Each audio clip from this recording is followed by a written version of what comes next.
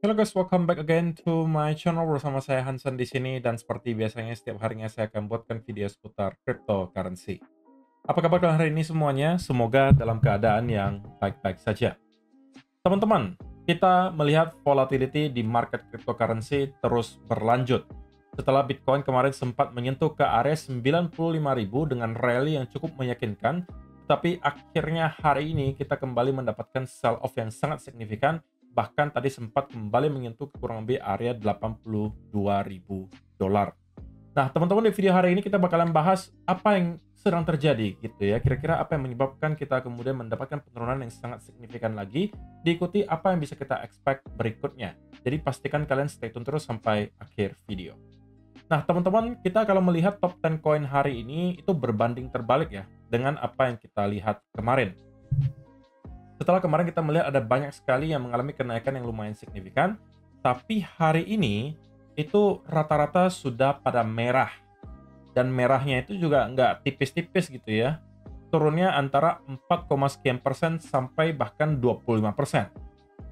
Cardano yang kemarin naik sampai 60-an persen, hari ini harus terkoreksi 25%. So, it is not a good day for cryptocurrency market. Saya tahu pasti banyak dari teman-teman yang juga mulai start untuk frustasi melihat bagaimana keadaan market selama beberapa bulan terakhir. Tetapi ingat teman-teman bahwa salah satu hal yang bisa kalian lakukan yang paling mungkin menenangkan secara mental adalah belinya di spot, teman-teman. Itu salah satu tips yang menurut saya akan sangat bermanfaat ketika teman-teman masuk ke dalam fase yang sangat volatile seperti ini. Buy spot and hold itu adalah jawaban paling baiknya. Kalau kalian yang buy di spot dan kalian memegang koin-koin yang berfundamental baik, maka harusnya kalian tidak akan terlalu pusing. Meskipun oke, kalian mendapatkan floating loss, tapi selama tidak kalian jual koinnya, yaitu hanya sekedar loss on paper. Ketika recover, ya kalian bisa kembali melihat uang kalian seperti semula atau bahkan jauh lebih tinggi daripada sebelumnya. Beda cerita kalau teman-teman yang menggunakan leverage dan selalu mencoba untuk menggunakan leverage yang sangat tinggi dan long misalnya dalam beberapa bulan terakhir. Banyak dari teman-teman yang melakukan hal itu harusnya sekarang mendapatkan loss yang luar biasa besar atau bahkan sudah ada yang mungkin pensiun karena mendapatkan margin call. Tapi kita bakalan bahas itu lebih dalam nantilah. Kita bakalan lihat dulu, minggu ini kira-kira ada event dan data ekonomi penting apa yang perlu kita waspadai. Dan kalau kita lihat teman-teman, sebenarnya ada beberapa data yang menurut saya akan bisa menghasilkan volatility ya di minggu ini. Di hari Rabu, kita akan mendapatkan data ISM Non-Manufacturing PMI dan juga Non-Manufacturing Prices diikuti Crude Oil Inventories. Di mana ISM-nya akan dirilis di pukul 22.00 waktu Indonesia Barat, sedangkan Crude Oil Inventories-nya itu di pukul 22.30 waktu Indonesia Barat. Sedangkan di hari Kamisnya, kita akan mendapatkan data Continuing Jobless Claim dan juga Initial Jobless Claim yang sama-sama akan dirilis di pukul 20.30 waktu Indonesia Barat di hari Kamis. Tetapi highlight utamanya, teman-teman, menurut saya nanti akan ada di hari Jumat, tanggal 7 Maret 2025, di mana kita akan mendapatkan data non-farm payrolls dan juga unemployment rate. Nah, untuk sementara, teman-teman, unemployment rate itu diekspektasikan mengalami eh, tidak mengalami perubahan ya, artinya stay di angka 4%. Sedangkan non-farm payrolls-nya diekspektasikan mengalami kenaikan 143.000 menjadi 156.000. Nah, selain daripada data ekonomi di sini yang berpotensi membawa volatility, terutama nanti di hari Kamis dan juga Jumat, tetapi di sisi yang lain, market sekarang juga memang sudah dalam keadaan yang volatile, meskipun tidak ada data yang berarti di hari ini ataupun kemarin, tapi volatility-nya memang lagi kenceng banget. Itulah yang kemudian menyebabkan kita melihat ada likuidasi lagi yang cukup besar terjadi. Dan kalau kita lihat 1,07 miliar dolar itu kembali ke liquid, 86%-nya datang dari arah long. Nah, saya tidak tahu harus berapa kali lagi saya ingatkan ke teman-teman semua untuk sebisa mungkin menghindari leverage dalam keadaan seperti ini. Oke? Terutama untuk teman-teman yang merupakan newbie. Satu hal yang wajib kalian hindari, oke, adalah leverage. Kalau teman-teman yang sudah berpengalaman, yang sudah expert trading, fine. Tetapi tetap disarankan untuk tidak menggunakan leverage yang terlalu besar. Karena tanpa leverage yang besar pun, marketnya memang gerakannya udah volatile banget. Jadi tanpa ada leverage pun sebenarnya, kalian bisa mendapatkan gains yang besar. Ya, kecuali mungkin teman-teman mau short ya, itu mau nggak mau ya kalian harus pakai futures. Tapi kalau kalian memang tujuannya untuk long term invest, ya belinya di spot teman-teman. Jangan pakai futures, pakai leverage, tapi kalian katakan kalian mau invest. Itu untuk trading teman-teman, jadi jangan disamakan. Oke?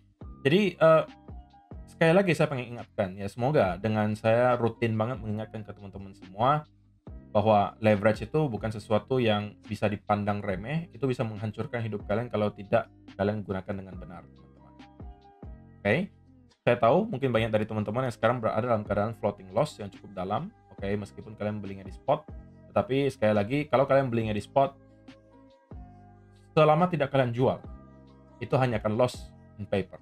Tapi kalau kalian pakai leverage dan harganya terus menurun, ada kemungkinan kalian bisa terlikuidasi dan uang kalian sama sekali habis.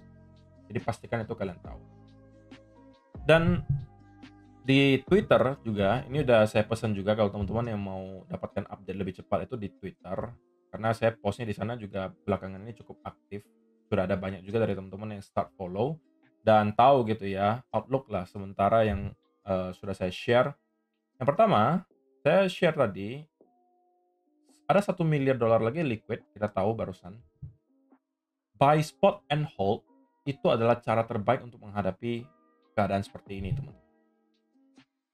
Dan saya sampaikan, jika kalian tidak bisa hold dengan tenang di kala volatilitas market kripto, maka sesungguhnya memang kalian belum cocok nih invest di aset kripto. Kenapa? Karena aset kripto by definition memang adalah salah satu aset kelas yang paling volatile di dunia.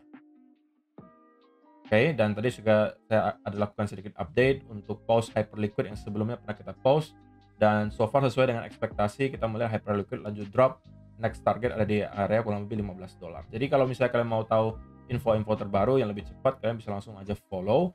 Dan yang baru saja saya upload di sini, saya tweet teman-teman, bahwa saya melihat nasib dari Bitcoin ini sekarang bakalan sedikit banyak ditentukan oleh trendline S&P 500 di sini. Kalau kalian lihat S&P beberapa waktu terakhir, ini juga sedikit banyak menjelaskan kenapa Bitcoin kesulitan mendapatkan momentum. Karena selama beberapa hari terakhir, S&P itu drop dari kurang lebih 6.150 sampai ke kurang lebih 5.800. Itu adalah drop kurang lebih 5%. Meskipun kalau misalnya kalian yang terbiasa dengan volatilitas kripto merasa 5% doang seberapa sih kok. Tapi perlu kalian tahu, S&P 500 ini market cap-nya jauh lebih gede ya daripada market cryptocurrency. Jadi pergerakan penurunan 5% itu sudah termasuk range yang cukup besar. Tetapi yang lebih penting lagi daripada itu adalah saat ini S&P 500 itu sedang nge-retest lagi ke area major trendline, teman-teman. Yang saya sangat harapkan, oke, bisa kita pertahankan. Karena jika sampai kita bisa melihat S&P 500 itu jebol di bawah area trendline di sini, maka saya khawatir bahwa senario seperti ini akan terulang. Di mana kita drop dari trendline, atau kalian mau extend sampai ke sini itu juga boleh. Ketika kita drop dari trendline, kita kemudian terkoreksi cukup dalam, bahkan kalau kita lihat nih dari top sampai ke bottomnya, ya itu kurang lebih 5,8%. Dan kali ini bisa range-nya lebih besar. Next target, kalau kita lihat, sampai misalnya trendline tersebut jebol, saya rasa 5.500 itu akan menjadi target berikutnya. Dan kalau sampai S&P 500 itu drop sampai 5.500, saya agak khawatir gitu ya, agak khawatir bahwa Bitcoin juga kemungkinan besar bakalan kesulitan untuk mendapatkan momentum. Bahkan kita bisa lihat mungkin Bitcoin juga melanjutkan penurunan sampai ke kurang lebih range 70 atau bahkan 60-an ribu dolar. Oke.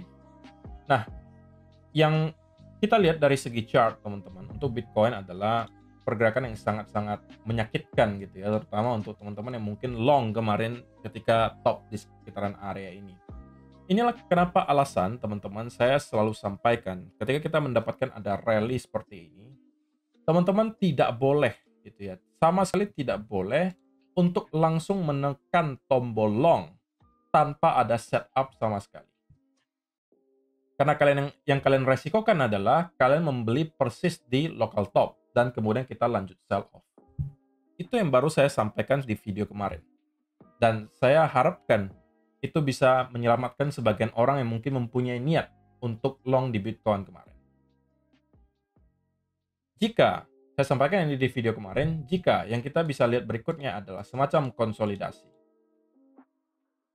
dan kemudian membentuk pattern continuation, ini bisa teman-teman jadikan setup untuk long. Tapi sebelum hal tersebut terjadi, maka kalian tidak boleh melakukan hal apapun. Oke?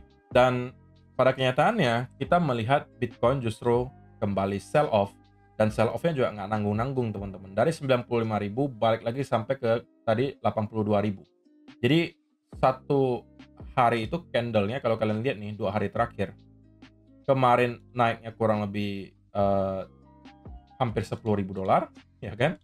Turunnya juga nggak kalah kencang dari 94 sampai 82, bahkan kurang lebih $12.000. Volatility semacam ini tidak bisa kalian sepelekan, teman-teman. Oke? Terutama kalau kalian yang merupakan trader menggunakan leverage. Karena dalam waktu sekejap, kalian bisa kehilangan profit kalian, bahkan sampai equity kalian juga hilang kalau kalian playing-nya salah. Atau kalian tidak disiplin menerapkan stop loss. So, pertanyaan $1 juta. What is next for Bitcoin? Ya kan? Dengan sangat berat hati, teman-teman, saya harus sampaikan bahwa apa yang kita lihat selama 2 hari terakhir is not a very good sign gitu ya. Setelah kemarin ada rally yang kencang, itu langsung rejection-nya juga kencang banget. Dan kita sudah bisa katakan bahwa beberapa hari terakhir kita telah bermain di bawah area 90.000. Kemarin hanya briefly sempat break di atas 90, tapi itu hanya bertahan selama beberapa jam, dan kita terus lanjut sell off. So, kalau misalnya ditanya ke saya, apa yang bisa kita expect berikutnya, maka saya masih mengatakan bahwa bias saya cenderung sekarang akan menjadi sedikit ke arah bearish. Oke, terlebih jika kita bisa mendapatkan semacam konsolidasi di sekitaran area ini, membentuk pattern bearish continuation, maka itu adalah sesuatu yang mungkin harus kita waspadai. Contohnya seperti apa? Contohnya seperti ini. Kita sell off kencang, lalu apa yang bisa kita lihat di sini adalah semacam konsolidasi. Dan kemudian lanjut sell off. Oke? Jadi pergerakan besar berikutnya akan bergantung kepada price action selama mungkin 1-2 hari ke depan. Kalau yang kita lihat adalah kita mendapatkan konsolidasi seperti ini, maka saya rasa kita akan melihat Bitcoin bisa melanjutkan penurunan, kembali ngeretest ke minimal area low terakhir di 78.000, atau bahkan jebol di bawah area itu menuju ke area all time high terakhir di 74 sampai 73.000. Itu bisa menjadi next target, teman-teman. Oke. Satu-satunya hal yang bisa menginvalidasi senario bearish ini adalah kita wajib kembali nge-reclaim di atas area $90.000 and then start untuk mendapatkan beberapa hari konsolidasi di atas area tersebut. Nah, ini adalah senario yang mungkin bisa menginvalidasi senario bearish kita. Tapi sebelum hal ini terjadi, maka stay cautious, teman-teman, tetap waspada akan adanya sell off lanjutan. Bahkan kita melihat per hari ini ya, Ethereum saja juga udah membentuk lower low baru ya. Dan kita lihat mungkin bisa ditargetkan sedikit di bawah 2000, mungkin sampai ke 1900 atau bahkan 1800-an, sebelum pada akhirnya kita mungkin bisa mendapatkan lagi semacam relief rally. Dan teman-teman yang kemarin juga sempat long mungkin di Ethereum, ya harusnya sekarang juga mendapatkan ganjaran berupa loss gitu ya, atau setidak-tidaknya kalian keluar dalam keadaan break even. Tapi gak apa-apa, teman-teman, kalau misalnya kalian tetap dalam trading plan kalian, oke, kalian tetap disiplin menerapkan stop loss kalian, ini terutama untuk kalian yang para traders ya, harusnya kalian bakalan fine-fine saja. Oke. Tapi kalau misalnya teman-teman yang mau lebih aman, yang mau lebih tenang tidurnya, ya kalian belinya please di spot. Oke. Dan untuk menghadapi cycle kali ini, kalian harus super teliti teman-teman, harus super teliti. Kenapa? Karena ya cycle kali ini bisa aja kita tidak akan melihat banyak altcoin yang tembus all time high sebelumnya. So, kalau misalnya kita tahu hal tersebut, maka kita harus sangat memfilter altcoin yang kita pegang, apakah fundamentalnya oke, tokenomicsnya oke, timnya oke. Jika semuanya checklist, barulah kita masuk. Oke?